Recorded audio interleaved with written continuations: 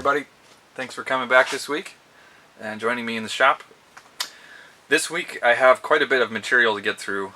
The first part is going to be about kind of the thought process that goes into preparing for a show from a pipe maker's perspective. And then we're going to go into a little bit of a show and tell thing, and you're going to see a lot of pipes, so hopefully that'll be fun, but there's a lot to get through. I have like 15 pipes to show you this week, so we're going to try and get through this pretty quick. Alright, so Adam from YouTube, I think, asked about how do pipe makers prepare for a show and what kind of work do they try and bring and what kind of intention, and I don't know, that's what I read into the question. Thank you, Adam. I don't know the answer to this question. But what I can tell you, what I will talk about today, is about some of the big mistakes that I've made, and hopefully if you're interested in pipe making, this will be interesting for you to go to a show and keep this stuff in mind. And it's not a universal thing. These are issues that I've dealt with before, and it's not necessarily true that other pipe makers deal with them in the same way. So there are three big distractions that I usually face when I'm thinking about how to prepare for a show. And the first one is just monetary. So if I'm focused in on how much money I can make from the show, and if I'm thinking about that stuff while I'm making the pipe, what I can get out of it, oh my god, this is going to be such a great piece, I'm going to get so much money for this, that's a bad attitude to have. And it comes across in the pipe because you're not focused on the details of the pipe while you're making it, you're focused on what you can get out of it. And that kind of selfishness kind of goes into the work, and it's hard to tell, but usually it just creates mediocre work.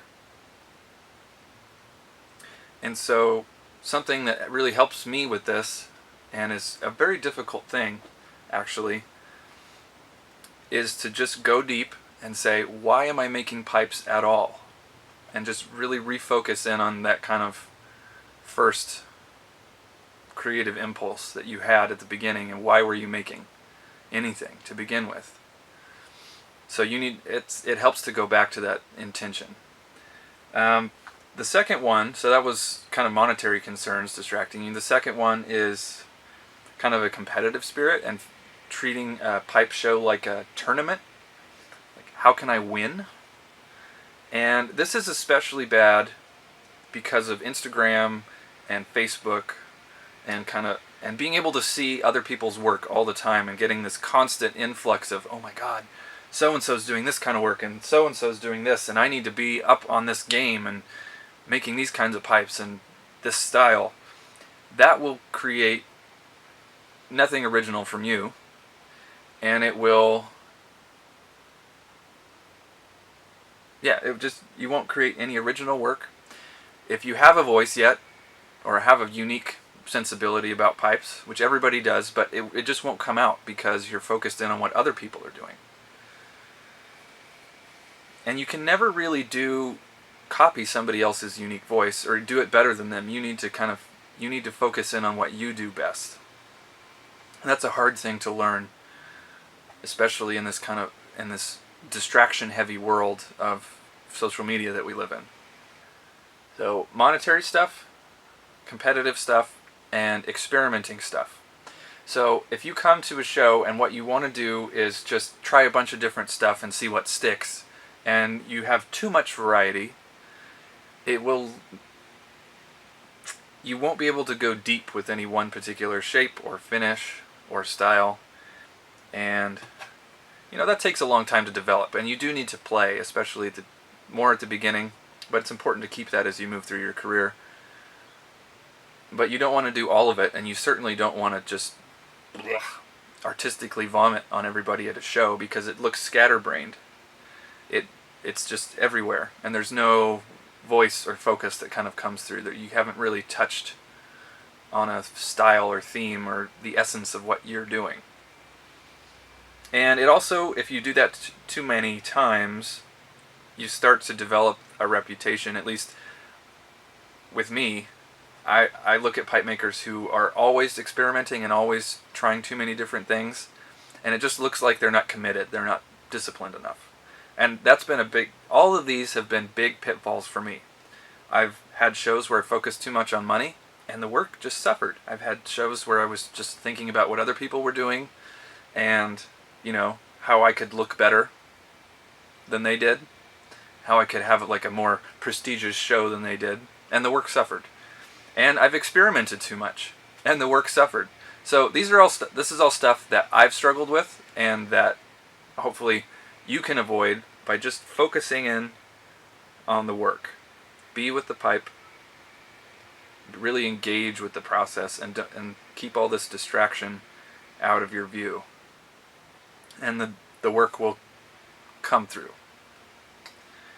So, there is kind of some things that run through my mind when I'm prepping for a show.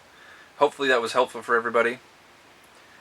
And you can kind of see where pipe makers are at the show, and it's kind of interesting to look at their work and talk to them and get where they're at and in their career and see how that's showing through in the work. Okay, so now for some show and tell. I'm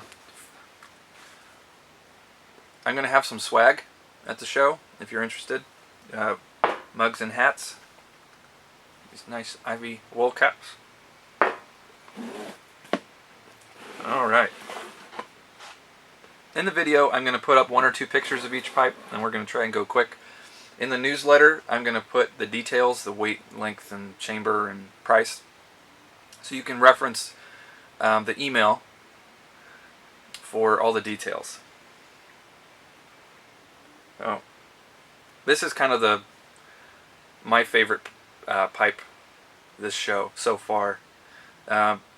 Blue ebonite and tortoiseshell bakelite. So this is a color combination that I've been playing with recently, and you're going to see, I think I have 2 or 3 pipes with this color combo at the show, but this pipe is just, the grain is crazy and so fun. There's a really funky blowfish with a nice pale yellow bakelite stem. The bakelite will, if you are interested in this pipe, this bakelite will yellow quite a bit. A little bit more like this. This is oxidized fully. This one is really big. This is almost 8 inches long. And this would probably, I'm not really familiar with the Dunhill root star rating system, but this one would be pretty high up on the list, and they can't pull out this kind of contrast like I can. So this is just a really cool pipe. Big love it. Here's a little scoopy tomato thing. The grain and contrast on this one is pretty incredible. I've been very lucky with the briar that I've been able to pull out for this show. Again, if anybody needs more pictures of these, or I have about 8 pictures of each pipe, so you can email me if you're interested. This one, I've been playing with a contrast stain for partial blasts, and this is a black on red kind of a deal, and there's a little bakelite sliver there in the stem. But man, this pipe is just too cool. Alright, and here's a tiny little pot. I don't know, like barely 4 inches. Pretty light. The grain's really cool though. And I actually started this one over a year ago in Todd Johnson's shop when me and John were there. That's kind of fun to actually finish it. A cool little Dublin mushroom thing. And this has the same finish. It's the black sandblast with the really bright cherry red smooth parts. And man, this is just a striking color on this pipe. Here's another black sandblast. The cherry red smooth bits are pretty small, but there's a little bakelite thing on there, a little Rhodesian. Here's a Lars blowfish, I guess, or a teardrop brandy kind of deal. Nice brown sandblast with a little horn ring on the stem. Very tasteful. Here's another Rhodesian. And this one has the same blue and tortoiseshell color combination. This one's a little smokier. It came from a different part of the rod, but it has the... I just really like this. And the smooth parts of the bowl match the smoky tortoiseshell. So that's pretty fun. Here's a nice chubby little guy. Orange accent on the stem. And again, the black sandblast with the bright cherry red smooth bits. And here's a little blowfish with the same color combination. I just really like the lines on this one. This one's like an all-day smoker. It's really light and small. A little military mount with this little sandblasted dimple here on this side. And then here's a funky one. The same color combination with orange. Little ball saddle. And there's some kind of funky abstract lines here on this side, and then on this side you got the nice smooth portions. And then I also have some pipes that from last year. So here's this one, a speedy little brandy, really cool grain, the little touch of plateau on the bottom, military mount. And these pipes, these 4 last pipes that I'm going to show you today are from last year, and I'm going to sell them at the original price. I talked to the boss and I got a cost of living raise this year, so I'm kind of excited. So that kind of translates into some a little higher prices that are going to happen at the show. But these I'm going to sell at the old price that they were originally. Here's a little Dublin. Man, this thing is cool. It's like an ounce, under an ounce, with the little bamboo thing going on. And here's 3 of 4 of the pipes from last year. This tiny little apple guy, little antler accent, touch of plateau on the bottom, beautiful sandblast. And last but not least, this big old guy. Really nice grain, real funky shape, but beautifully done. Volcano. Yeah. So there you go. If you are interested in any of these, shoot me an email. You can just reply to the newsletter, and again, you're going to get all the information about these pipes, price, dimensions and weight and all that in the newsletter. So we talked a lot about how pipe makers prepare for a show and the kind of the pitfalls that I've faced over the years trying to perfect my show game, and talked about how thinking about the money and kind of what you get out of the show affects the work, how having kind of a competitive spirit works, and if you're focusing in too much on what other people are doing, you're being a reactive pipe maker, and you're letting other people set the tone for your work. And we talked about experimenting and how it can affect you if you don't go deep with some of the things that you're doing, and you only do like little one-offs here and there. You're never going to get kind of you're never going to perfect the techniques, and that shows through in the work too over time. So please let me know if you have any questions. I always need more fodder for the show, so if you have any more questions about pipe making or the pipe market or anything in general, I'd be happy to chat about it.